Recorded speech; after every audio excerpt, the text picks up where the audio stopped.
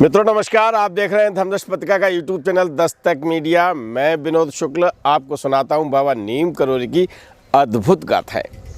अद्भुत गाथाओं की श्रृंखला में आज हम आपको बताएं कि जिस तरह से भगवान राम ने अयोध्या में जन्म लिया, भगवान कृष्ण ने मथुरा में जन्म लिया, बाबा नीम करोली ने हनुमान स्वरूप अकबरपुर में जन्म लिया, ऐसी रचनाएं मानव लीला में रच गईं कि आज हम उन्हें याद करते हैं और उनके जो भक्त हैं, उनकी जो बातें हैं, जो उन चमत्कारों के साक्षी रहे हैं, उनको हम याद करते हैं। इसी श्रृंखला में हम आज आपको परिचित करवाते हैं अशोका दीदी से। तो अशोका दीदी का जन्म कहाँ हुआ, उनकी पूरी कहानी क्या है, बताता हूँ आज। बाबा नीम करोली के सैकड़ों चमत्कारों की साक्षी रहीं अशोका दीदी। आप उनका चित्र देख रहे हैं महाराज जी के साथ। इसमें खड़ी हैं उनकी दीदी कमला मुखर्जी, खड़े हैं प्रोफेसर डॉक्टर सुधीर मुखर्जी। अशोका दीदी के साथ महाराज जी की जो घटनाएं हुई, जो चमत्कार हुए, वो आपको बताने से पहले मैं आपको बताना चाहूँगा कि अशोका दीदी का जन्म कहाँ हुआ। झालावाड़ राजस्थान में एक जगह है, वहाँ उनका जन्म हुआ। पिता जितेंद्र नाथ चौधरी और माँ डॉक्टर लक्ष्मी मणे को तीसरी संतान के रूप में आपकी प्राप्ति होती है। 5 नवंबर 1929 का दिन महाराज जी के अनन्य भक्तों की श्रृंखला में जुड़ने वाली शिशु के रूप में वहाँ जन्म लेती है। उनकी प्रारंभिक शिक्षा राजस्थान में होती है और कॉलेज की शिक्षा इलाहाबाद विश्वविद्यालय में होती है। यहीं से इलाहाबाद विश्वविद्यालय से एक कड़ी जुड़ती है, जो कड़ी बाबा नीम करोली के संपर्क तक जाती है। कैसे हुआ, ये सिलसिलेवार चलते हैं हम आपके साथ, आपको लिए चलते हैं इलाहाबाद। इलाहाबाद विश्वविद्यालय में आपकी शिक्षा प्रारंभ होती है और वहाँ पर doctor professor Sudhir Mukherjee economics के प्रोफेसर हैं, उनकी शिष्य बनती हैं आप।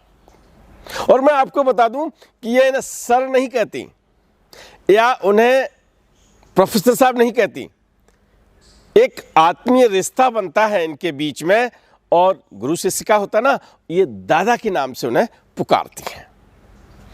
अब मैंने आपको बताया कई कथाओं में कि बाबा नीम करोली ने प्रोफेसर सुधीर मुखर्जी को जब संपर्क हुआ है तो दादा का खिताब बाबा नीम करोली ने दिया। लेकिन उससे पहले अशोका दीदी उनके शिष्य के रूप में वहाँ जब पढ़ती हैं तो वो स्वतः कुछ ऐसी प्राकृतिक घटनाएं होती हैं, कुछ ऐसी बातें होती हैं जिसमें कुछ ऐसा निकल के आता है जैसे कि अशोका दीदी के द्वारा प्रोफेसर सुधीर मुखर्जी को दादा कहना। ये कहानी और फिर कभी बताऊंगा कि बाबा नीम करोली ने उनको कैसे दादा कहा प्रोफेसर सुधीर मुखर्जी से। लेकिन आज हम आपको बताते हैं कि आप पढ़ रहे हैं, प्रोफेसर सुधीर मुखर्जी पढ़ा रहे हैं।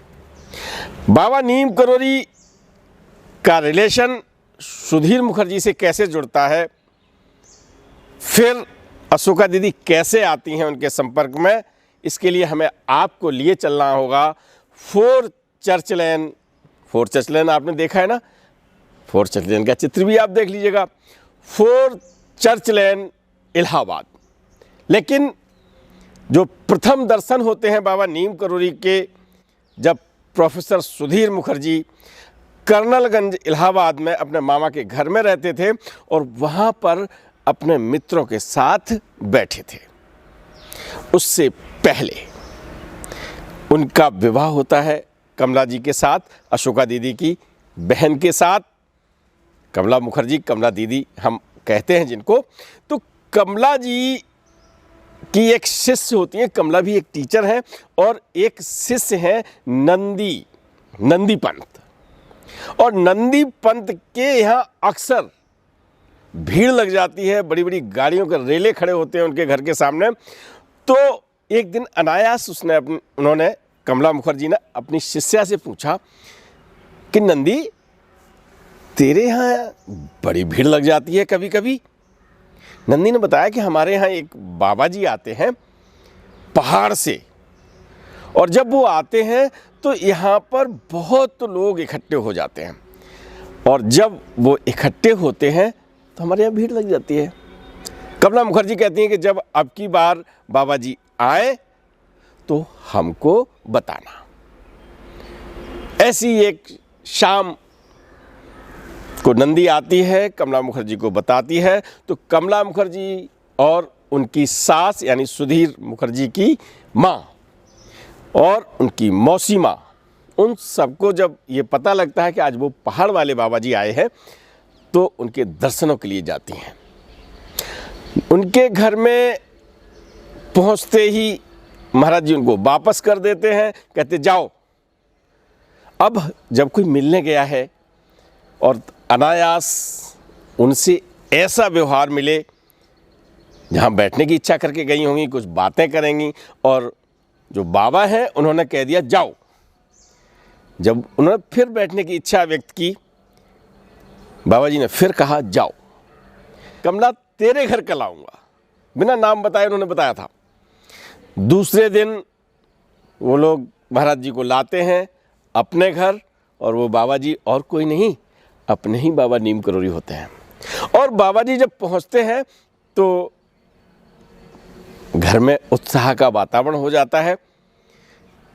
इस विचार विमर्श को, इस बिंदु को मैं इसलिए बता रहा हूं कि प्रोफेसर सुधीर मुखर्जी से, यानी अशोका दीदी की बड़ी बहन कमला उनकी पत्नी है, उनसे संपर्क होता है बाबा नीम करोरी का। और इसके साथ ही अशोका दीदी का उनके घर आना जाना होता है, क्योंकि भाई बड़ी दीदी का घर है। और इस तरह से बाबा नीम करोरी से अशोका दीदी का संपर्क होता है। महाराज जी घर पे आ जाते हैं, और घर पे होता क्या है कि फिर भक्तों की भीड़ लगनी शुरू हो जाती है। बहुत सारी घटनाएं होती हैं। महाराज जी के यहाँ जो शिष्य, जब पता लग जाता ना कि महाराज जी हैं कहाँ पर, और वहाँ पर उन्हीं के शिष्य वहाँ आने लगते हैं। और जब कर्नलगंज में बार बार आना होता है तो एक बार महाराज जी ये कहते, कर्नलगंज, मैं आपको बता दूं प्रोफेसर सुधीर मुखर्जी जब पढ़ने आए थे इलाहाबाद में, इलाहाबाद विश्वविद्यालय में ही पढ़े और इलाहाबाद विश्वविद्यालय में ही प्रोफेसर हो गए। कर्नलगंज में उनके मामा का मकान है, वो मामा के मकान में रहते हैं।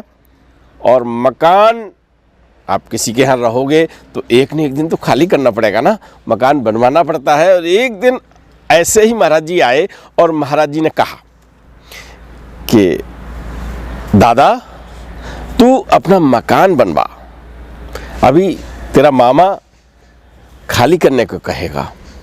अब सुधीर मुखर्जी अनायास ये बात सुनकर चौंक गए कि हम बरसों से मामा के पास रह रहे हैं और मामा हमसे मकान खाली करने के लिए कहेंगे, कैसे। लेकिन 15 दिन के बाद वास्तव में प्रोफेसर सुधीर मुखर्जी के मामा डॉक्टर चटर्जी कहते हैं, भाई सुधीर बहुत दिन हो गए, अब तो तुम्हारी शादी हो गई, अब तुम कोई मकान अपना रहने का इंतजाम कर लीजिएगा।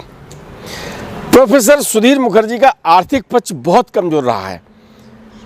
मैं बताऊंगा सुधीर मुखर्जी के आर्थिक पक्ष के बारे में, लेकिन उससे पहले एक समस्या जो उनके सामने हुई, बरसों से मामा के संरक्षण में रह रहे हैं, कोई किराया नहीं देना पड़ रहा है, और अब किराया देना पड़ेगा या मकान बनवाए तो पैसा चाहिए।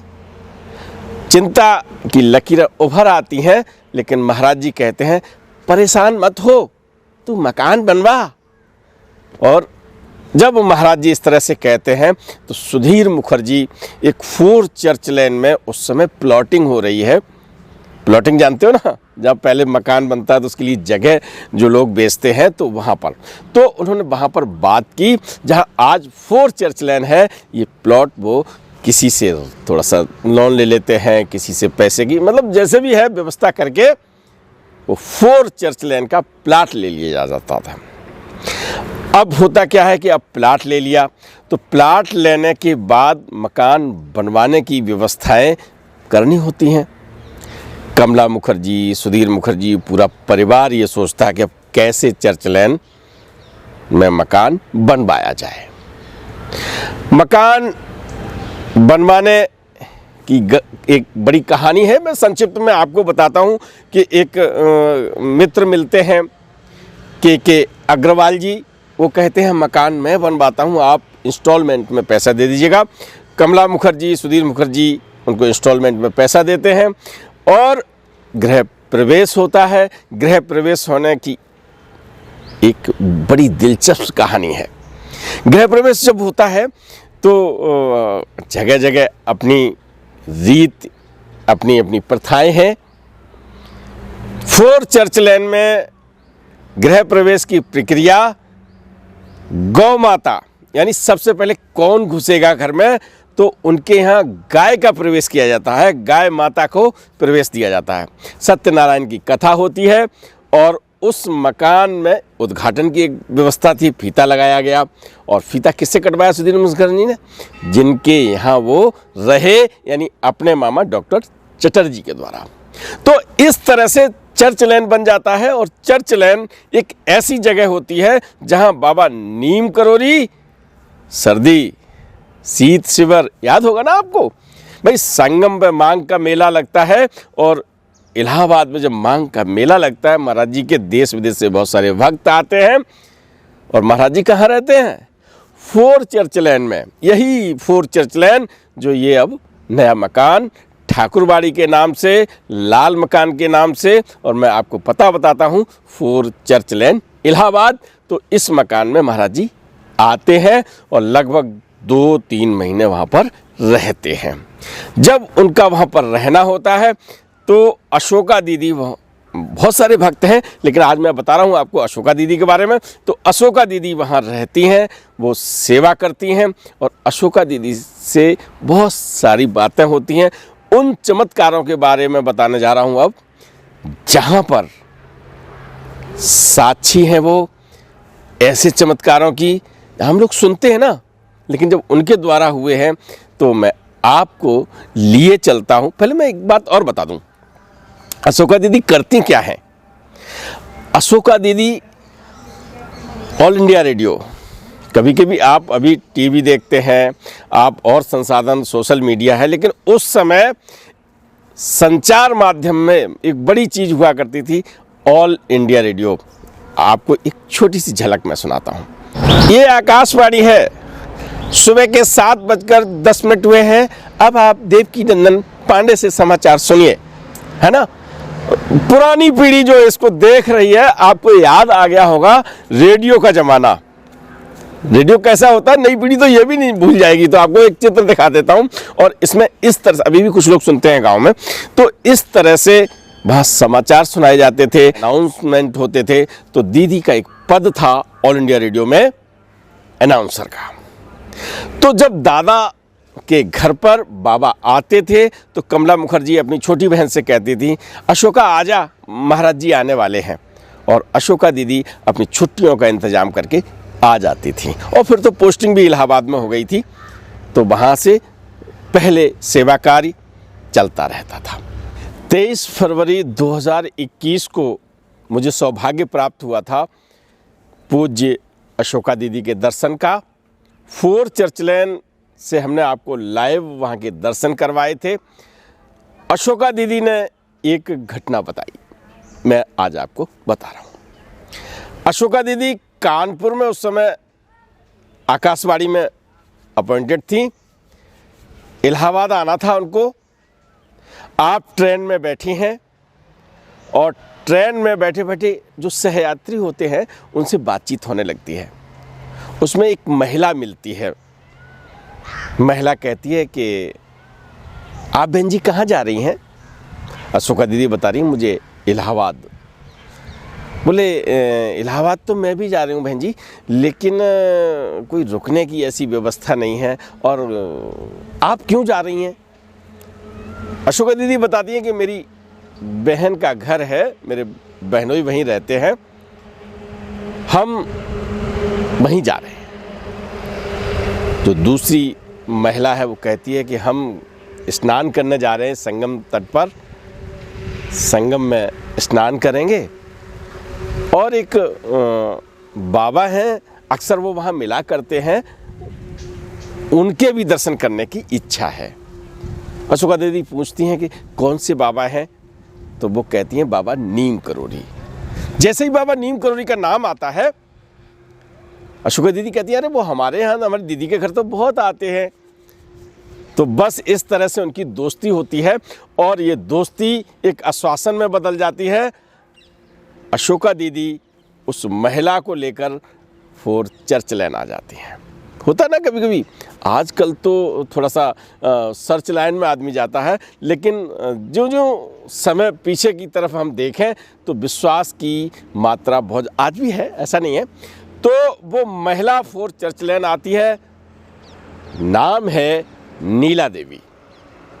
नीला देवी इस तरह से व्यवहार करती है, कमला दीदी को दीदी कहती है, सुधीर दादा को दादा कहती है, माँ को माँ कह रही है, मौसी को मौसी कह रही है। मतलब एक जो पारिवारिक भावनात्मक रिश्ता होता है बहुत कम समय में जोड़ लेती है।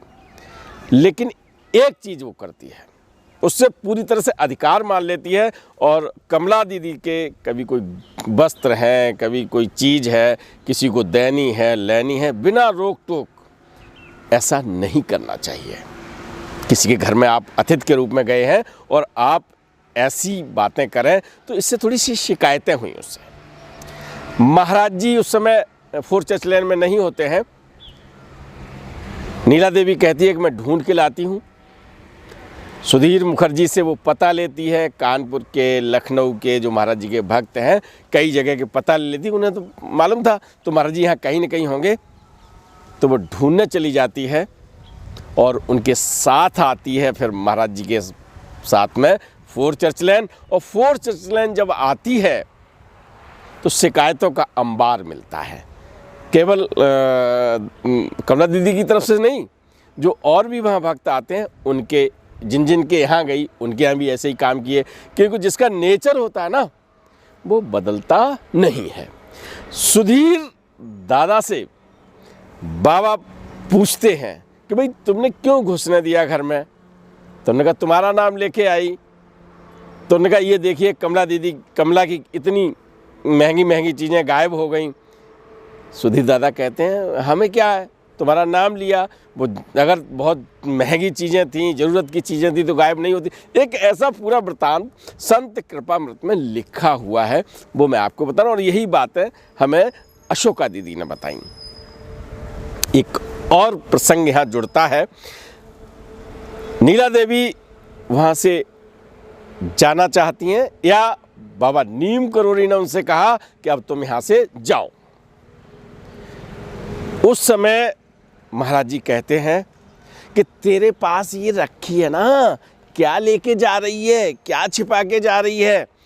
तो वो महिला अपने ब्लाउज में से ऐसे रख लेते ना, पर्स टाइप जैसे रखते हैं, तो वो सेणी बाबा की मूर्ति जो मैंने आपको दिखाई थी आज भी फोर चर्च लाइन में रखी है, और नर्मदेश्वर महादेव थोड़े से छोटे से वो निकालती है और वो देती है, और आज भी फोर चर्च लाइन में उनकी पूजा होती है।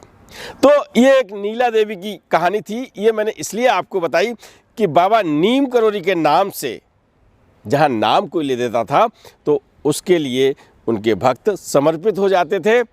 तो अशोका दीदी के साथ एक अपरिचित महिला, जिसकी कहानी मैंने आपको बताई, केवल बाबा के नाम से इलाहाबाद आती है, और वो अपने को बाबा नीम करोरी की वरद पुत्री बताती है। और महाराज जी ने भी इस बात को स्वीकार किया कि वो पुत्रीवत है हमारी। मैंने नीला देवी की कहानी आपको इसलिए बताई कि केवल नाम से पूरा समर्पण होता है भक्तों में। आज मैं आपको ऐसी घटना के बारे में बता रहा हूँ जहाँ पर अशोका दीदी 4 चर्च लेन में है, शाम का वक्त है और बाबा नीम करोरी लगभग 28-30 भक्तों के साथ आ जाते हैं। और शाम के वक्त क्या होता है, घर में भोजन की तैयारी होती है। अशोका दीदी भोजन की तैयारी में लगी हैं और भोजन की तैयारी तो उतने ही लोगों की होगी जितने घर में होंगे। तो 4-5 लोगों का भोजन बनने की प्रक्रिया में है। आटा गुथ चुका है, सब्जी बन चुकी है और महाराज जी उसी समय आ जाते हैं। आते ही महाराज जी कहते हैं, भूख लगी है, बहुत भूख लगी है, खाना ला। अब टाइम लगेगा थोड़ा सा, लेकिन होता क्या है कि महाराज जी जैसे कहते हैं तो अशोका दीदी रोटियां सेकने लगती हैं। भोजन परसने की प्रक्रिया चालू हो जाती है। तो पहले क्या है, थोड़ा सा भोजन है तो आदमी ये सोचता है कि पहले महाराज जी को खिला दें, इसके बाद फिर और लोगों को खिलाएंगे, तब तक और व्यवस्था हो जाएगी। तो उधर अशोका दीदी रोटियां सेक रही हैं, इधर सुधीर दादा उन्हें देने लगे। अब जब वो उनको दे रहे हैं तो उस समय होता क्या है, न तो अशोका दीदी को ये ध्यान है कि 27-28 आदमी या लगभग 30 आदमी हैं, और न ही सुधीर दादा को अशोका दीदी रोटियां बनाती जाती हैं, सुधीर दादा वहाँ देते जा रहे हैं और वो सभी लोग खा पी के फुर्सत हो जाते हैं, यानी तृप्त हो जाते हैं। आटा नहीं मारना पड़ता है, सब्जी नहीं बनानी पड़ती है। और आपको बता दूं, उतना भोजन और बनके उसी मटेरियल में तैयार हो जाता है जितना घर में चाहिए होता है। आज भी 4 चर्च लेन में वो बर्तन है, क्योंकि ये भंडारे की बात है। भंडारा जब महाराज जी के नाम से चलने लगता है, ये मैंने एक उदाहरण बताया आपको। चलिए एक घटना और जो दीदी ने बताई वो मैं आपको बताता हूँ।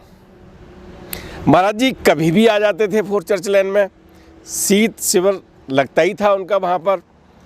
एक दिन अचानक दोबारा आगमन होता है। कमला दीदी भोजन की तैयारी में है, अशोका दीदी भी है, और आपको बता दूं महाराज जी को बेसन मिक्स, जानते हो ना, अरे आप तो होटल पे खाने वाले आदमी हो, अरे मैं नहीं कहता घर पे भी खाते हो, लेकिन बेसन की रोटी, आटे में बेसन मिला लिया जाए तो पूड़ी रोटी उनको बहुत अच्छी लगती थी। तो आते ही महाराज जी ने फरमा दिया, क्या कहा, कमला जरा बेसन की रोटी बना। अब घर में बेसन नहीं है, बेसन बहुत थोड़ा है, उन्हें जानकारी है, भाई गृहिणी को तो मालूम होता है कि घर में क्या होता है। अब वो अशोका से कहती हैं, अशोका दीदी से कहती हैं कि महाराज जी बेसन की रोटी खाना चाहते हैं। और जब मैं उनसे मिला था तो जब मैंने उनसे पूछा कि ये वो बेसन वाली कहानी क्या है, तो अशोका दीदी खिलखिला के हंसती हैं और कहती है, यार वो तो बड़ी मज़ेदार है विनोद भैया, वो बड़ी मज़ेदार कहानी मैं आज आपको बताता हूँ।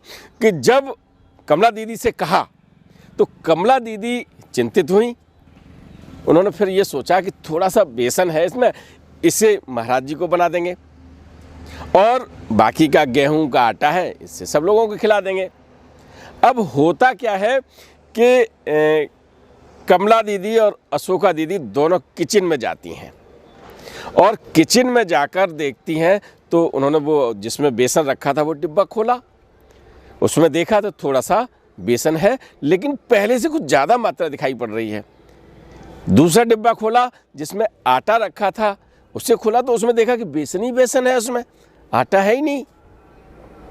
और इस तरह से बेसन की रोटी खाने वाली जो घटना थी, बेसन मंगवाया नहीं, बेसन था नहीं घर में और बेसन आ जाता है। तो ये मैं आपको बता रहा हूँ कि भंडारा महाराज जी का वो घर है। आज भी जब वहाँ लोग जाते हैं चर्च लेन में, बिना प्रसाद लिए नहीं आते। महाराज जी क्या कहते थे, दादा यहाँ जो आए वो अतिथि है, ये घर हमारा है, बिना प्रसाद के कोई नहीं जाना चाहिए। तो इस तरह से एक बेसन वाली ये घटना है, वो दीदी ने हमें बताई, आज हमने आपको सुनाई। भंडारे से संबंधित बहुत सारी घटनाएं, बहुत सारी चीज़ें दीदी बताती हैं और उसमें ये बताते हुए कहती हैं कि महाराज जी के नाम से जब भी भंडारा होता है, कहीं पर भी कभी भी किसी चीज़ की कमी नहीं होती है। मैंने भी अपने जीवन की कहानी आपको बताई है कथा नंबर 101 में। तो हमेशा याद रखिएगा, अशोका दीदी के शब्द हैं कि महाराज जी के नाम से जब भी भंडारा करेंगे, कहीं कोई कमी नहीं होगी। चलिए एक नई बात बताता हूँ, एक बहुत मज़ेदार बात। अशोका दीदी जब सर्विस कर रही थी, उस समय एक बार उनके मन में ये हुआ कि अब पूरी तरह से संन्यास ले लिया जाए। युवावस्था थी और उन्होंने सोचा कि हमें ऐसे महाराज जी का सानिध्य प्राप्त है, बाबा नीम करोली का, जिनके दर्शनों के लिए आदमी तरसता है, सोचता है कि थोड़ी देर बैठ लें, और हमें पूरा पूरा सानिध्य प्राप्त है, तो अब संन्यास ले लिया जाए। इस निर्णय की जैसे ही भनक लगती है उनके परिवार वालों को, माँ डॉक्टर लक्ष्मी मणि अशोका से नाराज होती हैं। कहती तू संन्यास लेगी? क्यों लेगी? वैसे नहीं रहती तुझे, मैं तेरी महाराज जी से शिकायत करूंगी, मैं चिट्ठी लिखती हूं उनको। अशोका दीदी हंसती हैं और कहती हैं, माँ तुम्हें तो हिंदी आती नहीं, और जब हिंदी नहीं आती है तो चिट्ठी कैसे लिखोगी महाराज जी? वो और गुस्से में कहती हैं, मैं इंग्लिश में लिखूंगी। और उन्होंने कहा इंग्लिश तो आती नहीं महाराज जी को, महाराज जी को सभी भाषाएं आती हैं, तुझे नहीं मालूम महाराज जी कितने बड़े संत हैं।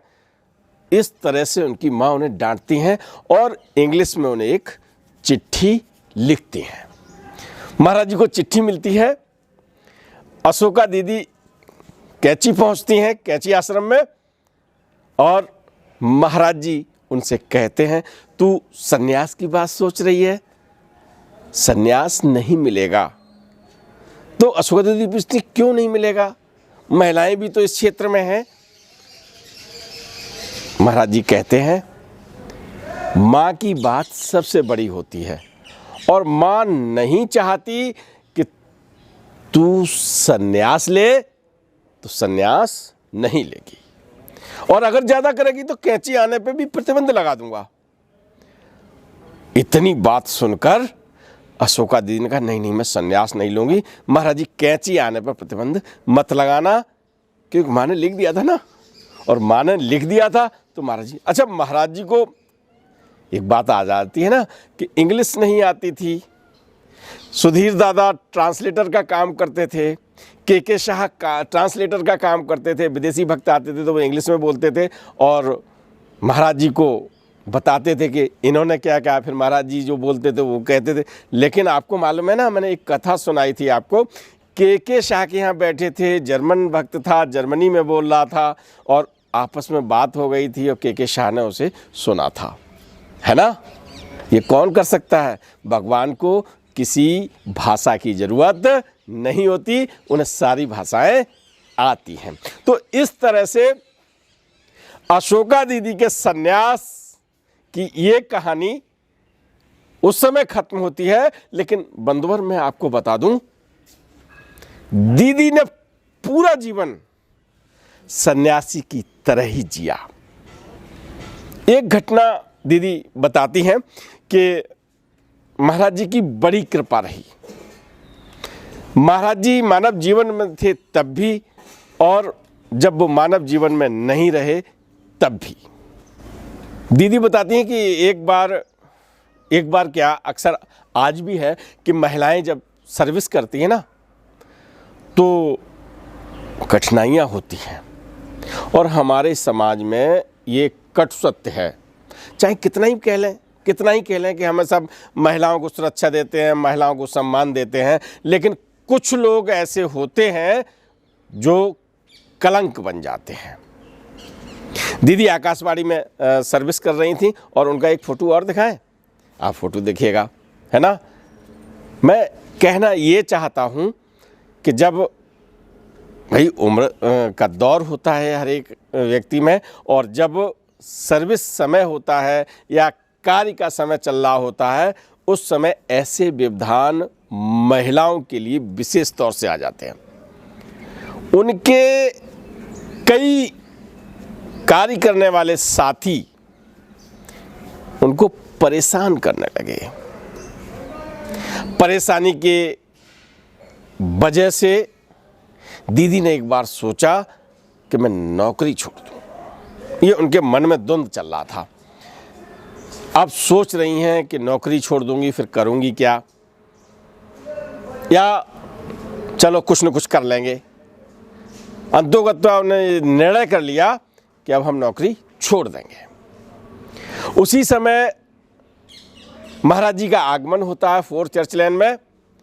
दीदी उनके चाय पानी की व्यवस्था करती हैं, और जब चाय पानी लेकर पहुंचती हैं तो वो पूछते हैं, नौकरी छोड़ देगी? नौकरी छोड़ने के बारे में सोच रही है? अशोका दीदी कहती हैं, हाँ महाराज जी, अब बहुत परेशान हो गई। अरे तुझे वो परेशान करते मैं सालों को भगा दूंगा। अरे आपको बताऊं, गाली हमने भी दे दी ना। ये मैंने गाली नहीं दी, ये अशोका दीदी ने बताया, बड़े हंस के बताया है। आप अशोका दीदी के इंटरव्यू देख सकते हैं, इसी दस्तक मीडिया पर पड़े हुए हैं। लिंक आप डिस्क्रिप्शन बॉक्स में ले लें, आप देख लें। और ये सारी बातें मैं जो बता रहा हूँ ना आपको, वो अशोका दीदी के द्वारा बताए जाने पर और उनके साहित्य से हमने ली हैं। तो अब मैं गाली की बात कर रहा था ना, भटक जाता हूँ। नहीं, बिल्कुल सारी बातें बताने का मन करता है, इसलिए ये सारी बातें आपको बताता हूँ। महाराज जी, आप प्रसंग आ गया तो बता देता हूँ, ये राज की बात है।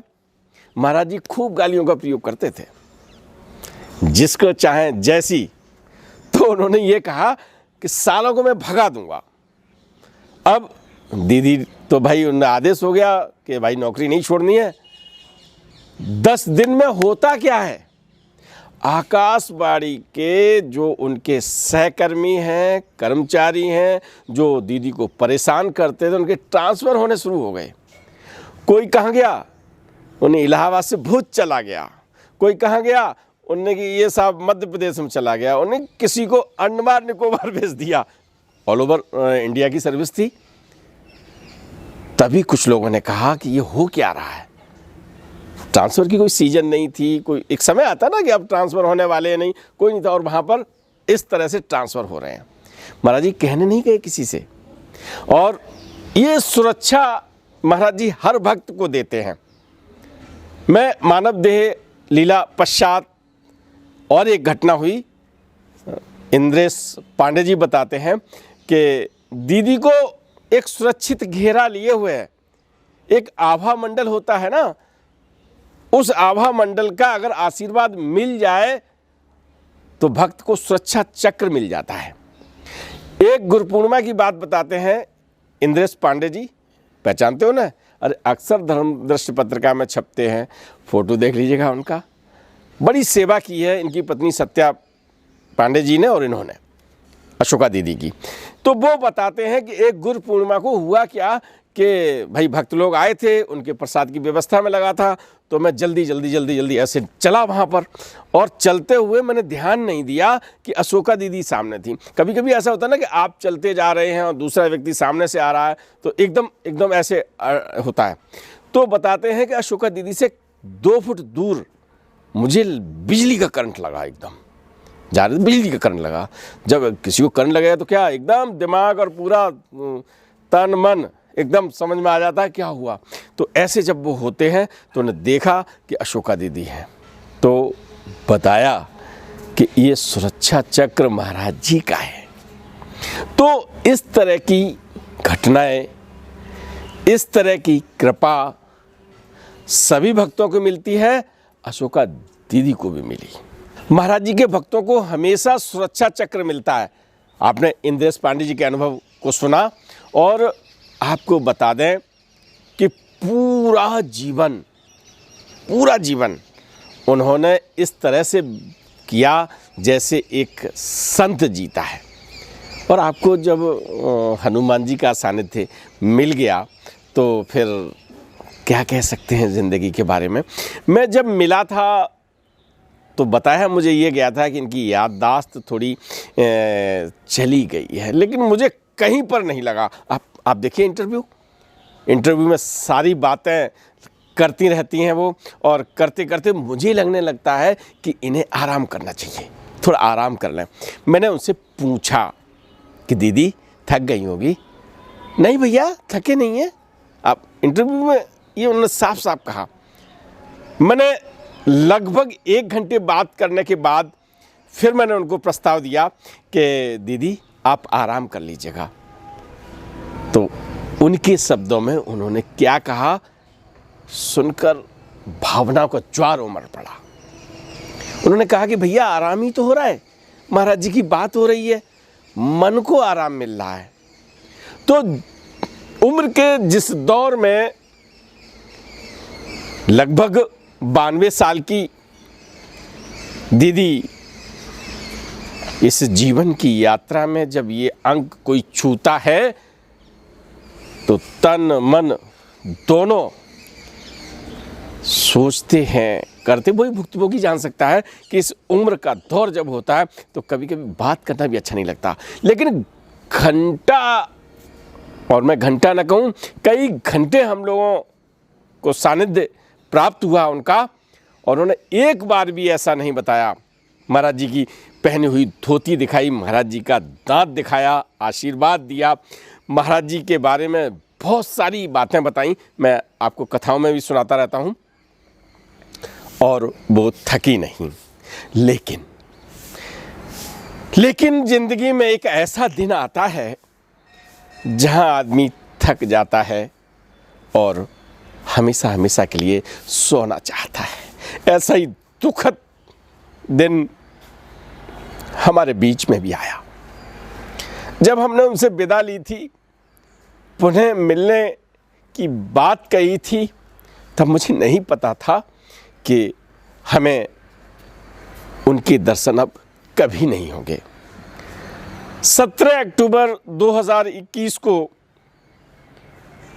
आपका स्वास्थ्य साथ नहीं देने की स्थिति में आया। सत्या बहन जी, इंद्रेश पांडे और भी जो वहाँ भक्त थे, उन लोगों ने दीदी को वहाँ दिखाया इलाहाबाद में, और इलाहाबाद के डॉक्टरों ने रेफ़र कर दिया पीजीआई संजय गांधी जो हॉस्पिटल है लखनऊ में, वहाँ के लिए।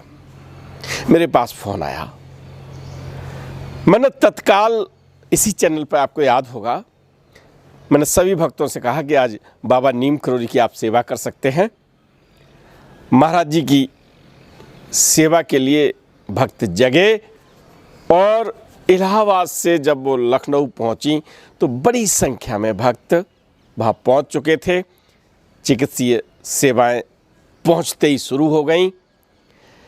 लेकिन जब ऐसा दौर आ जाता है जिंदगी का, कोई शक्ति नहीं चलती। दीदी विदा लेने को आतुर थीं।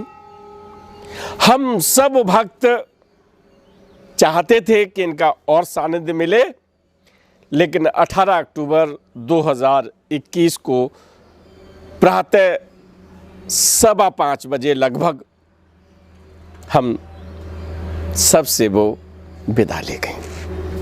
एक ऐसी शख्सियत जो बाबा नीम करोली के अनेकों चमत्कारों के बारे में साक्षी रहीं या उनकी पात्र रहीं,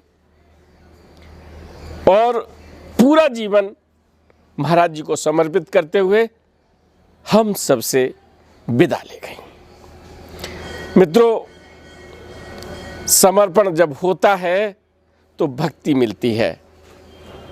ऐसी साक्षात देवी मातृशक्ति अशोका दीदी को प्रणाम करते हुए आप सबसे ज़रूर कहूँगा कि उनके जीवन से त्याग और समर्पण की भावना को सीखें।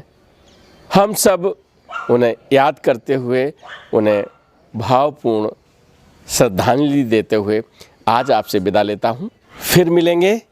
राम राम। वीडियो पसंद आए तो लाइक कीजिए, शेयर कीजिए, सब्सक्राइब बटन पर क्लिक करके चैनल को सब्सक्राइब करें और बेल आइकन दबाना बिल्कुल ना भूलें ताकि हमारे अपडेट वीडियो